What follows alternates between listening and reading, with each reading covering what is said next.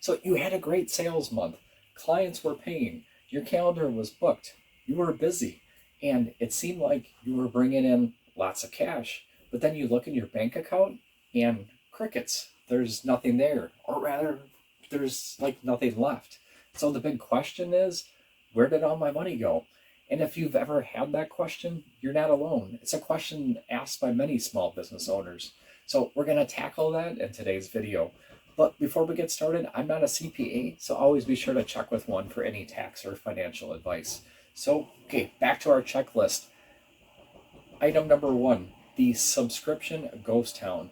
So my wife, bless her heart, she likes to sign up for different subscriptions for things. And one of the things that she signed up for was a monthly, shampoo and conditioner delivery. So every month we were getting these shampoo and a conditioner, and it showed up month after month after month, and she just was not going through this shampoo and conditioner all that fast. And we had bottles of shampoos and conditioners everywhere until finally I said, okay, I think we've got enough shampoo and conditioner. We don't need this monthly subscription anymore. And she agreed. And so it was just a matter of taking the time and canceling that subscription. But most subscriptions are really pretty subtle. I mean, they come out of our bank account and we just kind of like, hey, I don't want to deal with it.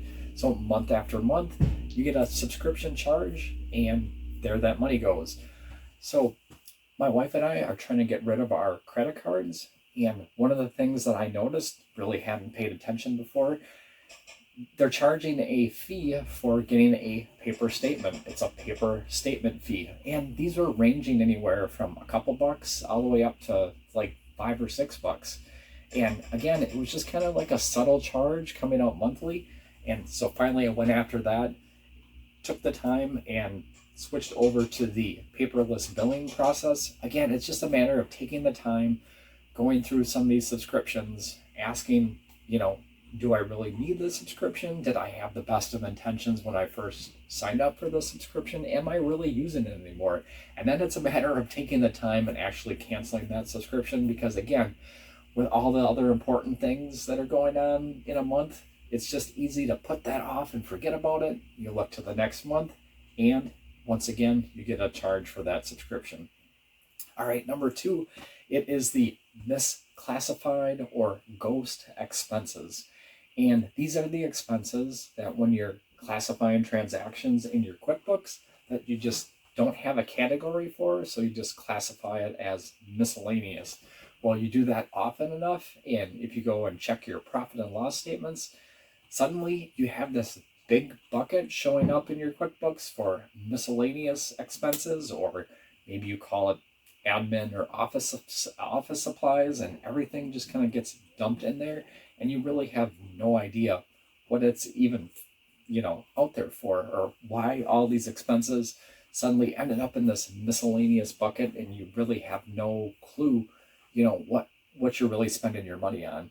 So a lot of people kind of get on accountants for being kind of anal and like separating all these expenses into all these different buckets, but there's kind of a reason for doing it, so you know where exactly your money is coming from. So sometimes it's just a matter of taking the time and figuring out what buckets you need for your business in order to find out where the money is going.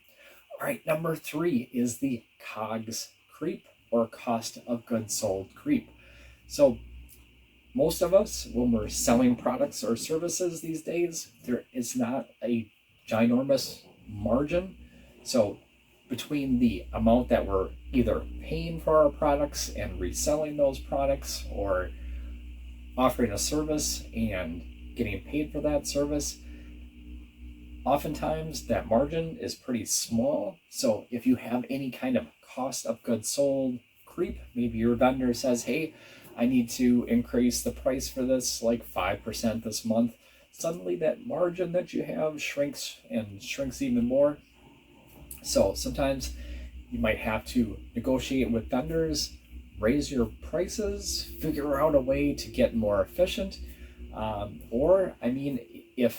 If you can't do any of those, sometimes it's a matter of you need to switch to something else. Maybe you're offering a product and you're just kind of priced out of it and you need to pick a different product. My wife and I, we were doing clothing sales on eBay, and we got to a point where the margin, it just wasn't there anymore.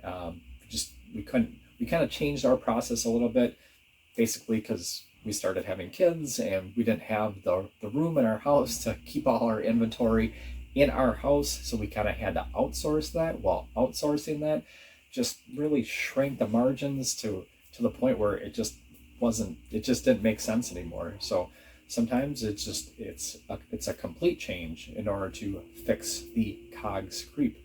So those are 3 main items or things that you can take a look at to find out where is all my money going. And that only happens if you have clean books. I am a certified QuickBooks ProAdvisor, and I can help get your QuickBooks clean and in order so you can kind of start looking at some of these things and have a better idea of where your money is actually going to. So thanks for watching, and we'll see you in the next one.